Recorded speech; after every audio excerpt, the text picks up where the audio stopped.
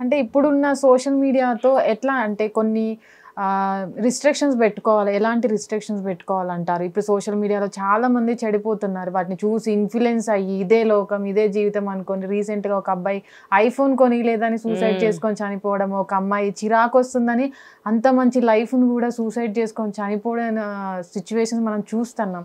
అట్లాంటి వాళ్ళు ఎట్లాంటి రిస్ట్రిక్షన్స్ పెట్టుకోవాలి? సోషల్ మీడియాలో చూసినవన్నీ నిజం కాదు అని తెలుసుకోవాలంటే ఎలా? అంటే ఫస్ట్ ఎలాంటి రిస్ట్రిక్షన్స్ పెట్టుకోవాలి అంటే, ఫస్ట్ రిస్ట్రిక్షన్ వచ్చేసి మైండ్ కంట్రోల్. కూర్చుని చెప్తుంది ఇప్పుడు భలే చెప్తుంది అని నేను కూడా మైండ్ కంట్రోల్గానే ఉంటాను. నేను దేనికి తొందరగా అటెంప్ట్ అవ్వను అసలు. ఎందుకు? సెల్ ఫోన్ నాకు ఉంటాయి ఇంట్లో, ఉండవా? అందరికీ కలిపి 2, 3, 4 ఎన్నో ఉంటాయి మెంబర్స్ని బట్టి. ఏ ఫోను ముట్టుకోను నేను. నాకు అవసరమైతే ముట్టుకుంటా, అవసరమైన కాల్ నేను అటెండ్ చేసుకుంటా. మెసేజ్లు పెట్టాలంటే అవసరమైన మటుకు పెడతాను. అది పెట్టిన తర్వాత నేను నా పనిలోకి వెళ్తాను. ఎందుకంటే ఇఫ్ ఇట్ ఈస్ అర్జెంట్ అయినప్పుడు నేను ఖచ్చితంగా అప్పుడే పెట్టాలి. ఇలా వాడుకున్నట్టయితే సెల్ ఫోన్తో ఎటువంటి ప్రాబ్లం రాదు. ఆ కంట్రోల్ ఉంటుందా మరి అందరికీ? ఎందుకు పెట్టుకోరు? ఎదుటి మనిషితో మాట్లాడాల్సి వస్తుంది, చూడాల్సి వస్తుంది, ఆ మనిషిని మనం క్రాస్ చేసి ముందుకు వెళ్ళాల్సి వస్తుంది అంటే అర్జెంట్గా అంత దూరం నుంచి చూసి ఫోన్ తీస్తాడు వాడు. ఫోన్ తీసి ఆ మనిషి క్రాస్ అవ్వగానే ఫోన్ జేబులో పెట్టేస్తాడు. ఇలాంటి వ్యధా తెలివితేటలు ఉపయోగించి ఫోన్ను ఉపయోగిస్తారు. లేదు, ఎవరో చూడకుండా దరిద్రాలన్నీ చూడటానికి ఉపయోగిస్తారు, లేదా పనికిమాలిన ప్రోగ్రాములు చూస్తారు. ఇప్పుడు యూట్యూబ్స్లో కూడా చాలా మంచి ప్రోగ్రామ్స్ వస్తున్నాయి, అవి చూడరు ఎందుకని? లాక్ చేసుకోండి మిగతా వాటికి, ఇవి ఓపెన్ చేసి పెట్టుకోండి. మీరు తీస్తే చాలు ఇవే వచ్చేటట్టు పెట్టుకోండి, చూడండి, అవే చూడండి. ప్రపంచాన్ని చూపిస్తున్నాయి అవి. అంటే ప్రపంచం ఎటుపోతోంది ఎటుపోతోంది అని రోజుకి 100 సార్లు ప్రశ్నిస్తున్నాం మనం. ప్రపంచం ఎటుపోతోందో చూపించే వీడియోలు ఎన్నో ఉన్నాయి, అవెందుకు చూడరు? ఫలానా దేశంలో ఎలా ఉంది, ఫలానా దేశంలో ఎలా ఉంది, మన దేశంలో ఎలా ఉంది, మీరు అవెందుకు చూడరు? చూడాలి కదా. ఇప్పుడు యూట్యూబ్లో ప్రేమ్ గారు అని ఒక ఆయన ప్రొఫెసర్ లెక్చరర్ ఒక కాలేజీలో ఆయన మంచి మంచి వీడియోలు ఇస్తారో తెలుసా? ఎక్కువసేపు ఇవ్వరు ఆయన. 5 to 10 minutes లోపలే ఉంటాయి ఆయన వీడియోస్. ప్రపంచాన్ని మన కళ్ళ ముందు ఇలా చూపిస్తారు.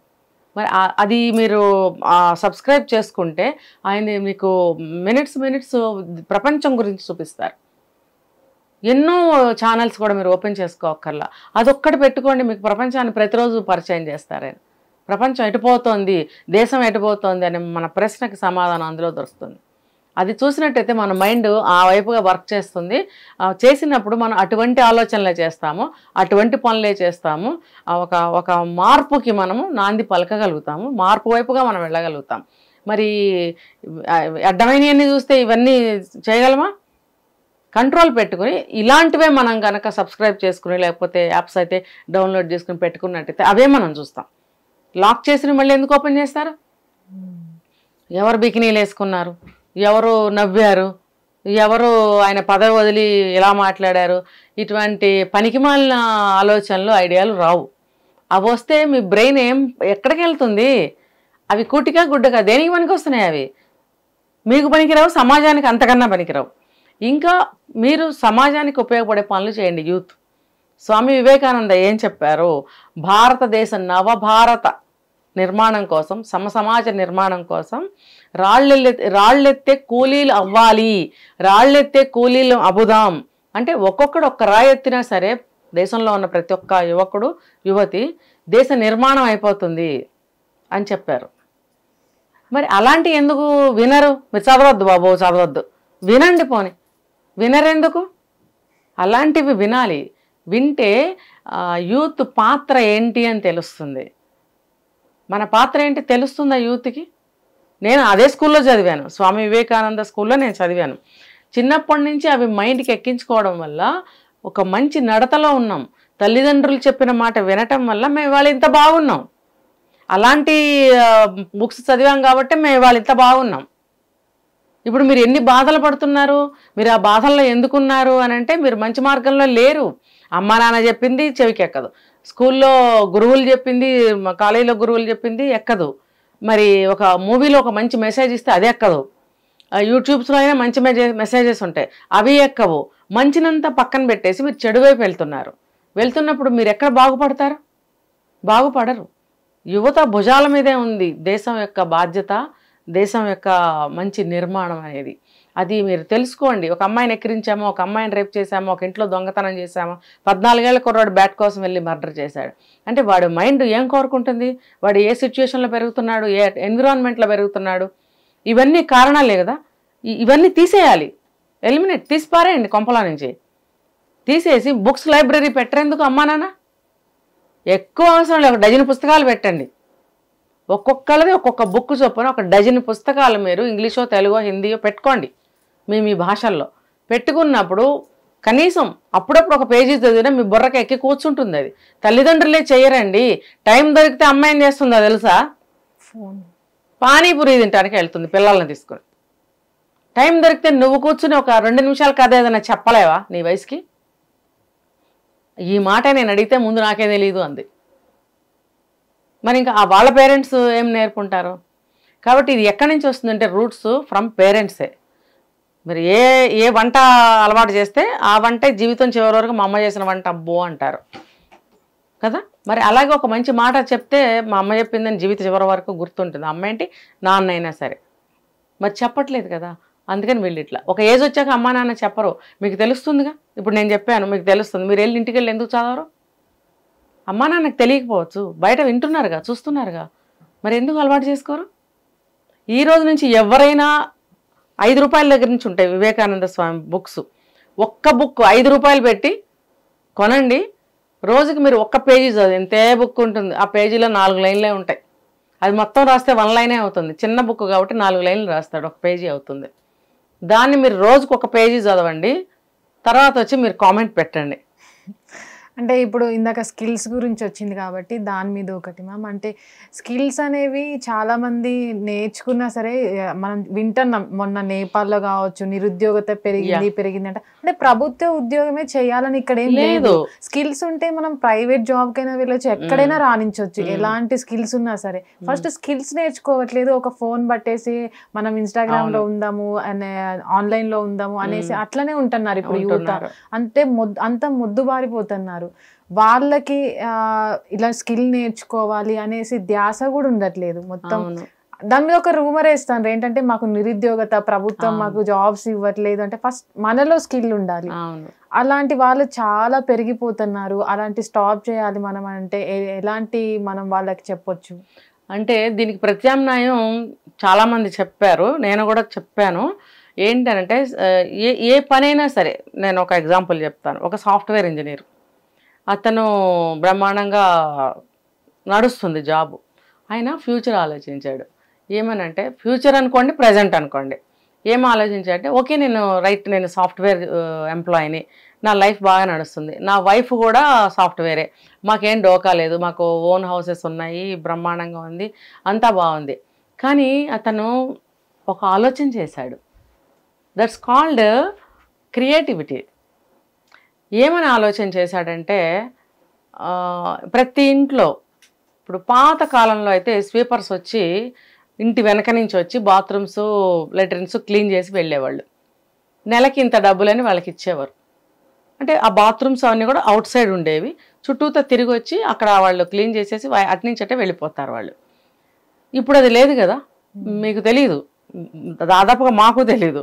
ఇంకా అంతకు పూర్వం బాగా ఎక్కువ ఇది రన్నింగ్లో ఉంది, మాకు కొద్దో గొప్ప టచ్ ఉంది ఈ విషయాలు. అయితే ఇప్పుడు వస్తే అసలు అవన్నీ లేవు. ఇప్పుడు మీకు వింటే కూడా కొత్తగా ఉండొచ్చు ఈ విషయం, అవునా అని. తెలియదు కదా, నిజంగా తెలియదు. ఇది ఉండింది అంటే మా చిన్నప్పుడే సరిగ్గా లేవు ఈ సిస్టమ్స్. అంతకుముందు అయితే కంప్లీట్గా అదే సిస్టమ్ ఉండేది. బ్యాక్ సైడ్ నుంచి వచ్చి వాళ్ళు క్లీన్ చేసేసి బ్యాక్ నుండే వెళ్ళిపోతారు. నెల అయ్యే వరకు వాళ్ళకి జీతం ఇచ్చేసేవారు. మరి తర్వాత కాలంలో మెల్లమెల్లగా ఎవరు ఇంట్లో వాళ్ళు క్లీన్ పని వాళ్ళు ఉంటే కడిగేవారు. లేదనుకోని సెల్ఫ్ వాళ్ళే కడుక్కుంటున్నారు. మరి అలా ఆ సమస్య ప్రతి ఇంట్లో ఉంది. ఇప్పుడు గెస్ట్లు వస్తారు, వాడతారు, వెళ్ళిపోతారు. లేకపోతే 1, 2, 3 వాష్రూమ్స్ కూడా ఉంటున్నాయి. అవన్నీ ఇంట్లో ఒకళ్ళు కడగాలంటే కడగలేరు, క్లీన్ చేయలేరు. ఇప్పుడు భార్య అనేదే చేస్తూ వచ్చింది ఇంతకాలం. ఇంట్లో పిల్లలు చేయరు, భర్త చేయడు, అత్తమామలు చేయరు, ఇంటికి వచ్చిన గెస్టులు చేయరు. అప్పుడు భార్య చేయాలి. ఎందుకు అంటే అంతే, అదంతే, భార్య చేయాలి. సో ఆ భార్య కూడా ఏమనుకునేది కాదు, అన్ని పనులు తనవే అన్నట్టుగా చేసుకుపోతూ ఉండేది. ఇప్పుడు ప్రజెంట్ అది కూడా సిచ్యువేషన్ పోయింది. మీలాంటి యూత్ ఎవరన్నా వాష్రూమ్స్ కడుగుతున్నారా? అక్కడక్కడ ఉన్నారేమో బాధ్యత తెలిసిన పిల్లలు, దాదాపుగా అయితే కడగరు. అసలు ఆలోచన వచ్చిందా ఎవరికన్నా? రాలేదు. ఇంకా అమ్మలే కష్టపడుతున్నారు, పిల్లల్ని కూర్చోబెట్టి మా పిల్లలు మేము చేసినట్టే వాళ్ళు చేయాలా, మా పిల్లలు ఏం పని చేయొద్దు అని వీళ్ళే చేసి పెడుతున్నారు. ఓకే, బాగుంది. కానీ సిచ్యువేషన్ అదే. ఇప్పుడు నువ్వు కడిగావు, రేపు ఆ అమ్మాయి కానీ అబ్బాయి కానీ బయటకు వెళ్ళి చదవాలి, ఉద్యోగం చేయాలి, అయితే పెళ్లి చేసుకుని బయటకు వెళ్ళాలి. అప్పుడు వాళ్ళ బాత్రూమ్స్ ఎవరు కడగాలి? నువ్వు వెళ్ళి కడుగుతావా? కడగవు కదా. అదెందుకు తల్లిదండ్రులు మర్చిపోతున్నారు? అది పిల్లలకి తెలియజేయాలి. ఎవరిది వాళ్ళు కడుక్కునే రోజు వచ్చింది కాబట్టి మీ బాత్రూమ్స్ మీరు కడుక్కోవడం ఇప్పటి నుంచి అలవాటు చేసుకోండి అని తల్లిదండ్రులు చెప్పాలి. చెప్పలేదు. సరే, సమస్య అనేది అలాగే తీవ్రంగా ఉంది. అయితే ఈ అబ్బాయి ఏం ఆలోచన చేశాడంటే, కొంచెం వయసు మళ్ళిన వాళ్ళు ఉంటారు, మిడిల్ ఏజ్ వాళ్ళు ఉంటారు, చిన్న వయసులో ఉన్న వాళ్ళకి కూడా హెల్త్ ప్రాబ్లమ్స్ వచ్చి నడుము వెన్నుపూస పాడవటము, లేకపోతే ఆర్థరైటిస్లు రావడము, వాళ్ళు ఏ పని చేయలేకపోవడం, పెయిన్స్ తోటి ఈ సమస్యలు ఇంటింటా ఉన్నాయి. ఉన్నప్పుడు అతను ఏం చేశాడు? సెల్ఫ్ ఎంప్లాయ్మెంట్ అనేది ఒకటి క్రియేట్ చేసుకున్నాడు. అంటే ఒక స్టాఫ్ని పెట్టుకుని ఇలా ఇంటింటికి అతను అడ్వర్టైజ్ చేసుకుని, మంత్లీ నేను ఇంత ఫీజు తీసుకుంటాను, వీళ్ళు వచ్చి మీకు 4 times 3 times మీకు క్లీన్ చేసి వెళ్తారు, అది పెద్ద అమౌంట్ కాదని రీజనబుల్ అమౌంట్ పెట్టారు. ఇమ్మీడియట్గా అందరూ బుక్ చేసుకున్నారు. అందరికీ అది మేజర్ ప్రాబ్లం. అందరూ బుక్ చేసుకున్నారు. బుక్ చేసుకున్నప్పుడు చక్కగా వాళ్ళిద్దరు వస్తున్నారు, క్లీన్ చేస్తున్నారు, వెళ్తున్నారు. అతనికి ఇన్కమ్ వస్తుంది, స్టాఫ్కి శాలరీలు ఇస్తున్నాడు, మిగిలిన తను ఉంచుకుంటున్నాడు, మెటీరియల్కి కొంత ఖర్చు అవుతుంది. మరి మనలాంటి వాళ్ళకి హాయిగా వచ్చి మనుషులు వచ్చి క్లీన్ చేసి వెళ్తున్నారు. ఇంకా వాళ్ళకి ఐడి కార్డులు కూడా క్రియేట్ చేశారు. వీళ్ళు ఐడి కార్డు చూపించి వస్తారు కాబట్టి వీళ్ళు దొంగతనాలు నేరాలు చెయ్యరు అనేది మనకు ఒక నమ్మకానికి కలిగించి వాళ్ళు ఐడి కార్డులు కూడా చేశారు. అంటే ఆ క్రియేటివిటీ ఎంత బాగుంది. సెల్ఫ్ ఎంప్లాయ్మెంట్, డబ్బులు వస్తాయి. అంటే మీకు దొరికిన ఏ జాబ్ అయినా సరే చేసుకుంటూ పక్క నుంచి ఇంకోటి ఏదైనా సెల్ఫ్గా ఏమైనా చేయగలమా? మళ్ళీ దాంట్లో నిజాయితీ ఉండాలి. మోసాలకి పాల్పడకూడదు. ఇళ్లల్లో అందరూ ఒంటరిగా ఉంటుంటారు, లేకపోతే పెద్దవాళ్ళు ఉంటారు, లేకపోతే చిన్నవాళ్ళు ఉంటారు. సరే వచ్చారు కదా అని చెప్పి వాళ్ళకి అప్పచెప్పి లోపలికి వెళ్ళి ఇంకో పని చేసుకుంటూ ఉంటారు. వీళ్ళు నేరాలకి ఘోరాలకి పాల్పడకూడదు. నిజాయితీ ఉండాలి, నీతిగా ఉండాలి. ఉన్నప్పుడు మీకు డబ్బులు ఎందుకు రావు? అంటే మీరు పంపించే మనుషులు మీరు వెళ్తారని కాదు, అటువంటి ఎంప్లాయ్మెంట్ని మీరు ఎనీ ఒక ఇది వాష్రూమ్స్ క్లీన్ చేసేదని కాదు, అతనికి వచ్చిన ఐడియా అది. ప్రతి ఇంట్లో మేజర్ ప్రాబ్లం కాబట్టి అతను అది మంచిగా కనిపెట్టాడు, వెళ్తున్నాడు, చేయిస్తున్నాడు, అతనికి ఇన్కమ్ వస్తుంది, అంతా బాగుంది. అలా ఏదైనా మీ మనసుకి మీ క్రియేటివిటీని బయటకు తీసి ఆలోచించినట్టయితే మీకంటూ ఒక సెల్ఫ్ ఎంప్లాయ్మెంట్ దొరుకుతుంది. ఇప్పుడు ఏమైంది, మాకు ఉద్యోగాలు లేవు అంటే గవర్నమెంట్ ఏం చేసింది? నెలకి 1000, 2000, 3000 స్టైఫండ్ ఇచ్చింది. ఇస్తే ఏం జరిగింది? తాగి కూర్చున్నారు, లేకపోతే సిగరెట్లు అలవాటు చేసుకున్నారు లేనోళ్ళు, లేకపోతే వృధాగా టైంపాస్ చేశారు, ఉద్యోగాలు మాత్రం రాలా. అంటే దీని అర్థం ఏంటి? సమస్య అక్కడే ఉంది. నువ్వు సమస్యని క్రాస్ చేయలేకపోతున్నావు. నువ్వు మభ్యపెట్టుకుంటూ కూర్చున్నావు. ఆ డబ్బులు ఇచ్చారు, ఎంప్లాయ్మెంట్ లేదంటే డబ్బులు ఇచ్చారు, తృప్తి పడిపోయావు, సాటిస్ఫై అయిపోయావు. కానీ నీకు అక్కడ సమస్య అక్కడే ఉందిగా.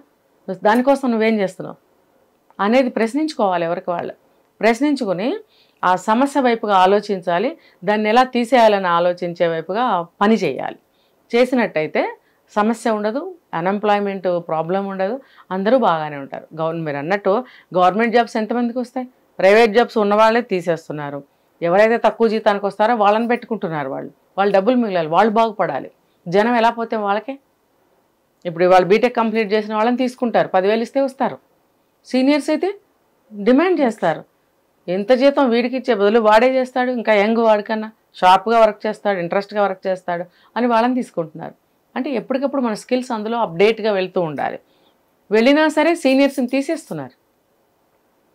సో సైడ్ నుంచి ఏదైనా సెల్ఫ్ ఎంప్లాయ్మెంట్ ట్రై చేయాలి. ఇంకా నువ్వు చేస్తున్న జాబ్లో వర్క్లో ఇంకా నీ ఎఫిషియన్సీ ఇంకా బాగా చూపించాలి, స్కిల్స్ పెంచుకోవాలి, అప్డేట్గా ఉండాలి. తర్వాత కాంపిటీషన్, నువ్వు కూడా కాంపిటీషన్లో ముందుకు వెళ్ళాలి. ఇవన్నీ కూడా ఉండాలి అంటే ఈక్వల్ టు ఏంటి చెప్పు? స్ట్రెస్ కదా, స్ట్రెస్ ఉంటుంది పక్కా. కాబట్టి ఈ స్ట్రెస్ నుంచి దూరం అవటానికి కూడా చెప్తారు. కూర్చుని చెప్తే చాలా ఈజీ అమ్మా ఏదైనా. అంటే మార్నింగ్ లేచిన దగ్గర నుంచి నైట్ పడుకునే వరకు ఒక టైం టేబుల్ పెట్టుకుని ఒక క్రమ పద్ధతిలో మనం జీవించడానికి అలవాటు పడాలి.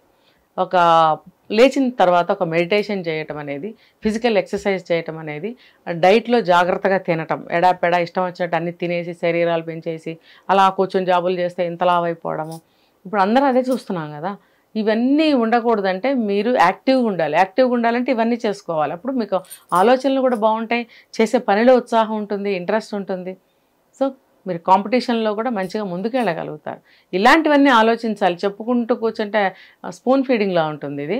తర్వాత ఇవన్నీ వినటానికి బాగుంటాయిలే అని నేను కూడా చెప్తున్నా, వినటానికి బాగుంటాయి ఇవన్నీ, కానీ ఇంప్లిమెంట్ చేసి చూసుకోవాలి. మరి చూసుకోండి. ఇందులో నేను చెప్పిన వాటిలో ఏ 2-3 పాటించినా some better. Thank you ma'am. మీ టైంని మాకు కేటాయించి చాలామంది యూత్కి పనికొచ్చే విషయాలు మాతో షేర్ చేశారు. అండ్ ఎవరైతే యూత్ ఉన్నారో కూడా వాళ్ళంతా మ్యామ్ ఏం చెప్పారో వాటిని కూడా ఫాలో అయితే జీవితంలో సక్సెస్ఫుల్గా నిలబడవచ్చు. అండ్ ఇప్పుడు జరిగే సోషల్ మీడియాలో ఉన్నటువంటి చెత్తను కూడా ఫాలో అవ్వకుండా ఏదైతే సమాజాన్ని ఉద్ధరించడం కాకపోయినా మిమ్మల్ని మీరు ఉద్ధరించుకుంటే ఫ్యూచర్లో సక్సెస్ అయ్యే ఛాన్సెస్ చాలా ఉంటాయి. హిట్ టీవీ యాప్, ఇందులో short news, live news, entertainment shows, movies, digital magazines తో పాటు మీ జిల్లా వార్తలను కూడా ఫ్రీగా చూడొచ్చు. ఇంకెందుకు ఆలస్యం, వెంటనే హిట్ టీవీ యాప్ ని డౌన్లోడ్ చేసుకుని ఫ్రీగా ఎంటర్టైన్మెంట్ పొందండి. Hit TV app. Hit TV app. Please download hit TV app. Hit TV app ని ఫ్రీగా డౌన్లోడ్ చేసుకుని ఎంజాయ్ చేయండి. మీకు నచ్చిన ఎంటర్టైన్మెంట్ కోసం హిట్ టీవీ యాప్ ని ఫ్రీగా డౌన్లోడ్ చేసుకుని ఎంజాయ్ చేయండి. హిట్ టీవీ యాప్ ని డౌన్లోడ్ చేసుకుని ఆస్వాదించండి, ఆశీర్వదించండి. ఇంతమంది సెలబ్రిటీలు హిట్ టీవీ యాప్ ని డౌన్లోడ్ చేసుకోండి అని చెప్తున్నారంటే ఎంత మంచి యాప్ ఆలోచించండి. అమెరికా అమెరికా అమెరికా అమెరికాలో చదవాలనుకునే వాళ్ళకి విశ్వసనీయమైన పేరు మన శౌర్య కన్సల్టెన్సీ. UK లో 1 year masters, UK లో 1 year masters, 2 years work permit up to 5 years visa. Contact Saurya Consultancy.